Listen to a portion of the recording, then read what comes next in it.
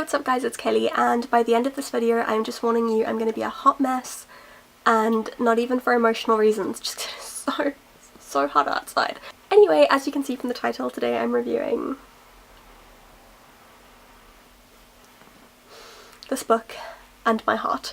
So I'm going to divide this video into two sections. I'm going to talk about it spoiler free first, so if you have read up until Tower of Dawn but you haven't read Kingdom of Ash yet, the first half of this video will be a safe space for you, and then at a point I'll be like, yo, spoilers coming up, and then you should probably stop watching just because there are some things that I need to talk about, but that will completely ruin the book for you. So this is safe for you to watch if you haven't read Kingdom of Ash yet, but you do need to have read up until Tower of Dawn.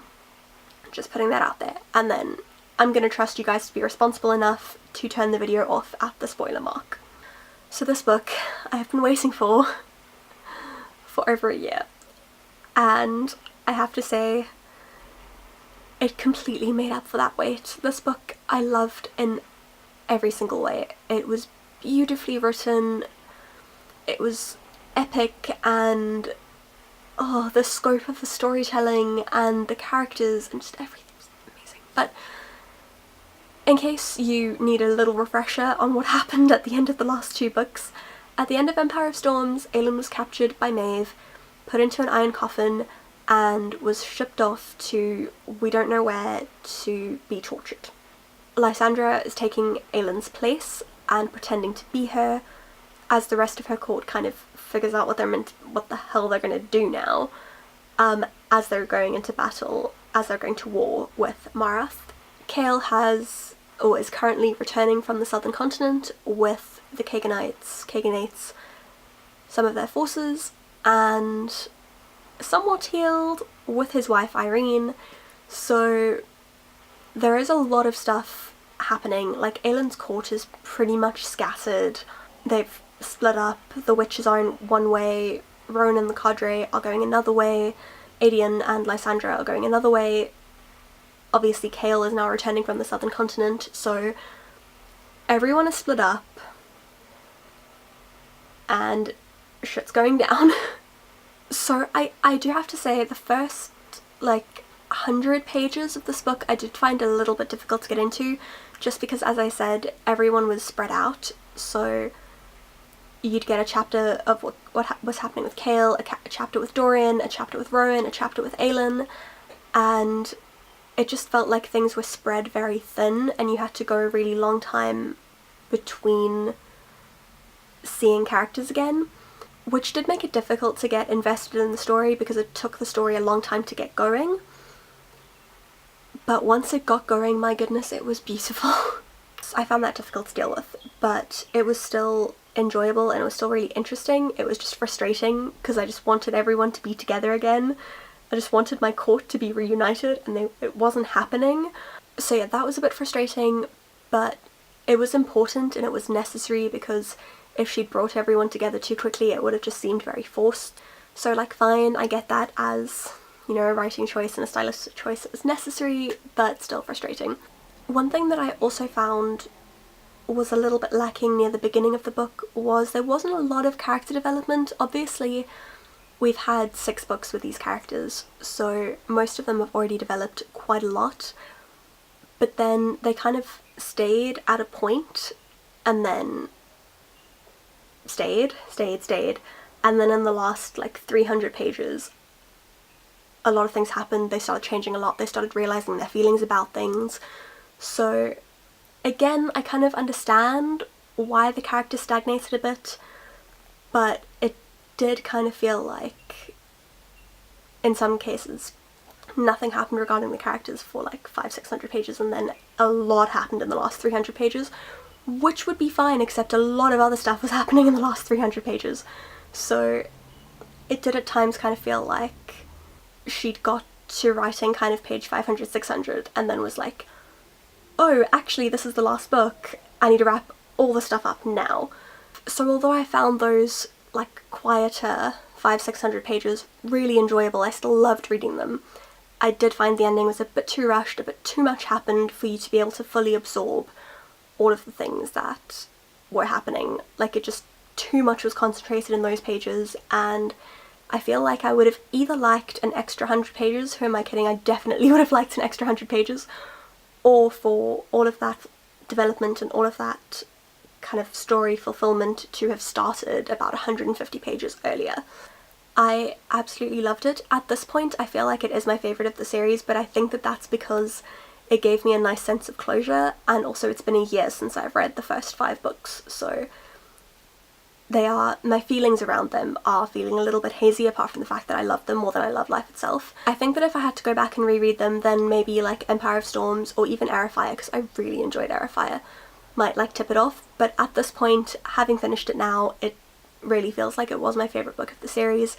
We got to see a couple of new parts of the world, which were just so brilliantly described. Even parts that we were revisiting came to life in a completely new way for me. Her writing has just leveled up insanely for this one. You can tell how much she poured her heart into this, and when you think that she wrote a lot of this book while like 7 months pregnant, I'm just like, damn. Because I can't imagine being that pregnant and still be giving birth to this baby. This is a chunky book. I love Sarah J Maas's writing, so she could write about someone painting a wall and I would probably still devour it and lap it up, because I just love the way that she describes things. They're going to war, so there are a lot of battle scenes, which admittedly I did find sometimes went on a bit. The battle scenes weren't always as exciting as they could be, but then I suppose battle isn't always exciting. One thing that I did enjoy was that it wasn't just all battle all the time. So there is a point where a place is under siege and it's a battle that's lasting weeks. It even gets to the point where it's lasting months. And we don't just see them in the thick of the fighting. We see characters who have gone from fighting, they come back into the building that they're using as their, like, home base, I want to say, that as they fought. They'll like run back, they'll be getting water, getting food, gearing up to fight another day, and I thought that those were the most special moments. Those were the moments where you could see the effects that the war was putting on, you could see the toll that the war was taking on people, you could see the effect that it was having on them.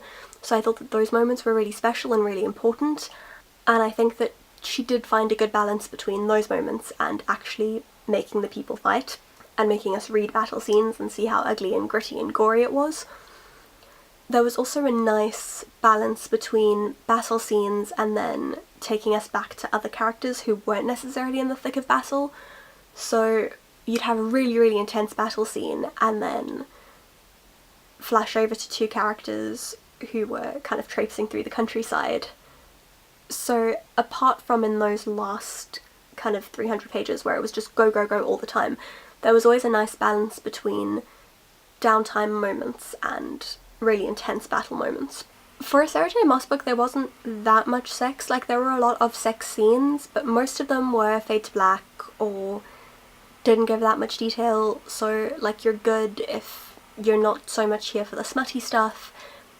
But even without being super smutty, it was very, very sexy. Another thing that I loved was just getting to see how the relationship between Aelin and the cadre developed.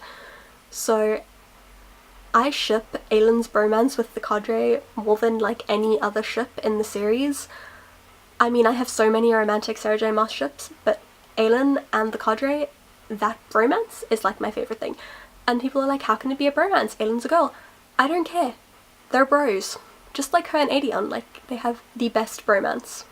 Doesn't matter that she's a girl, they're bros.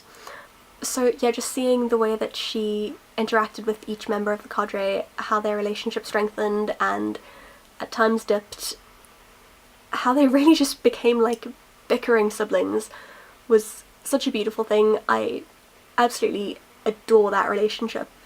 It was phenomenal, I loved it. It was heartbreaking at times, it was brutal. There were moments when I could not stop crying for about 2 hours, but on the whole, it was amazing. It was exactly the ending that I think the series deserved. It was everything that I wanted it to be, and more.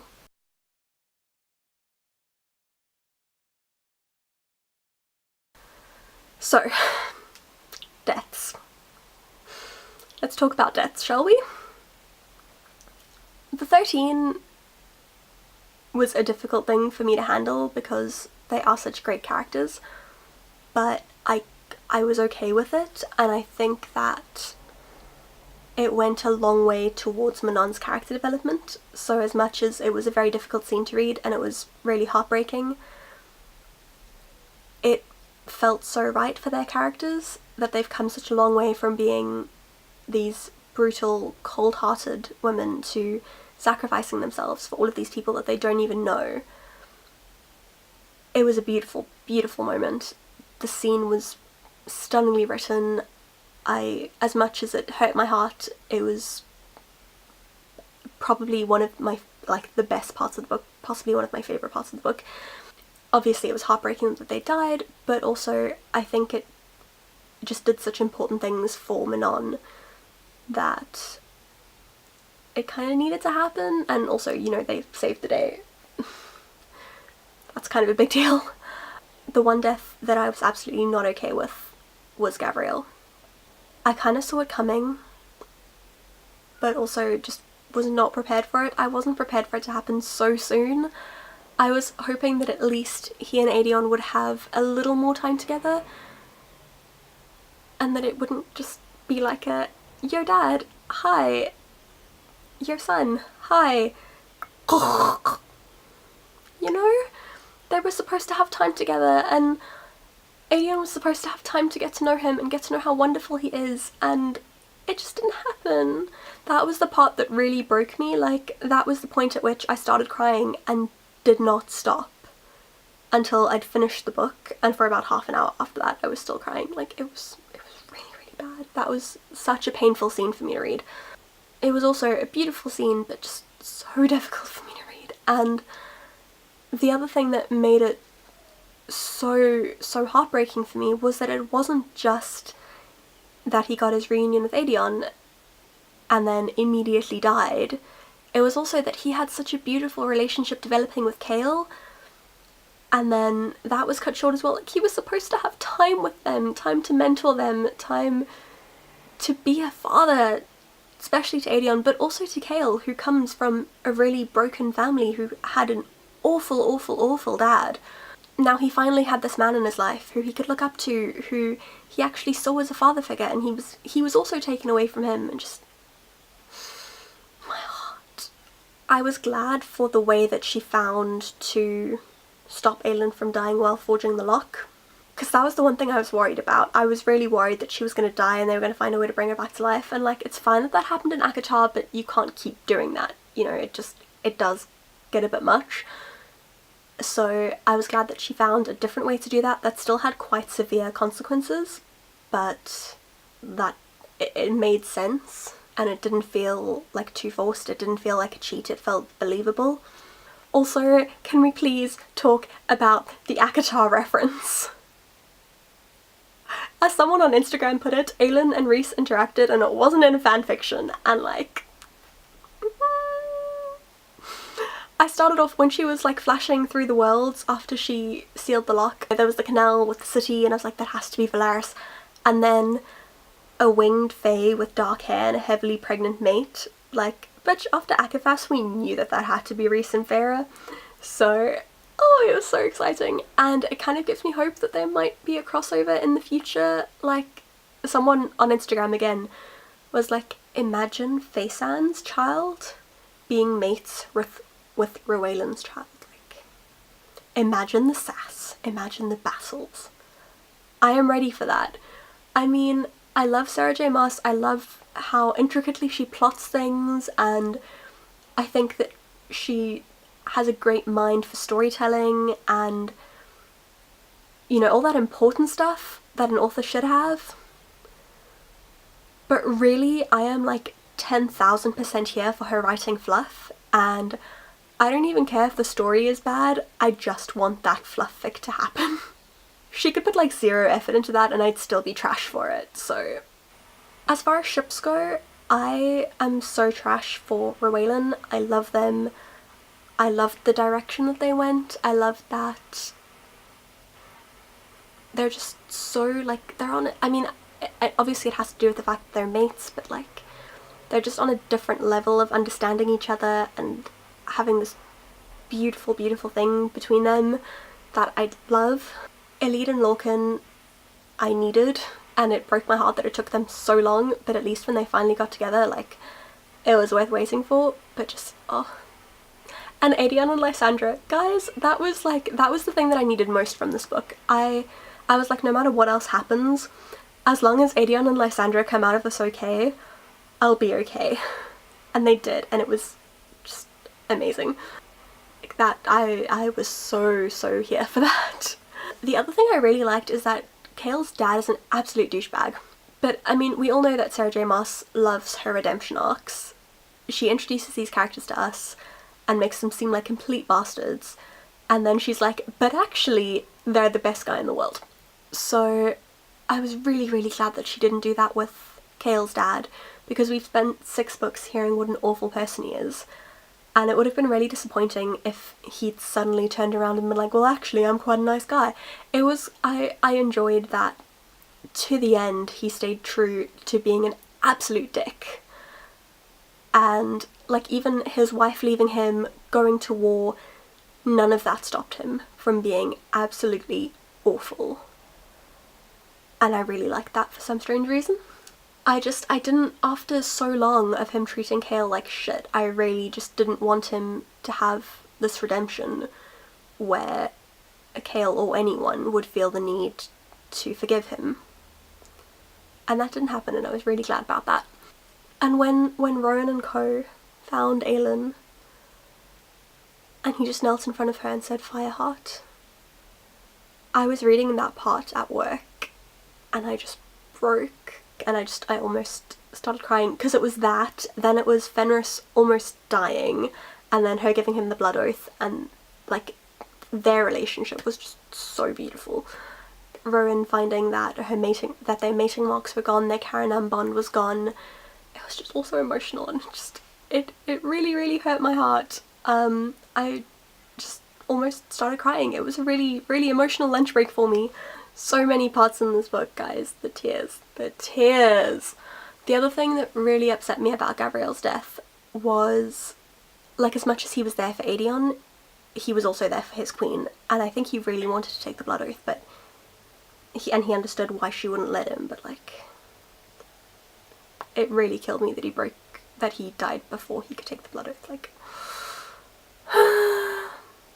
And then the epilogue was just beautiful and amazing and wonderful and just everything I needed. So great. So great. Overall, yeah, just this book was my all. It broke my heart. It remade it. I still want to do a video where I talk about why I love Sarah J Maas's books so much, what they mean to me.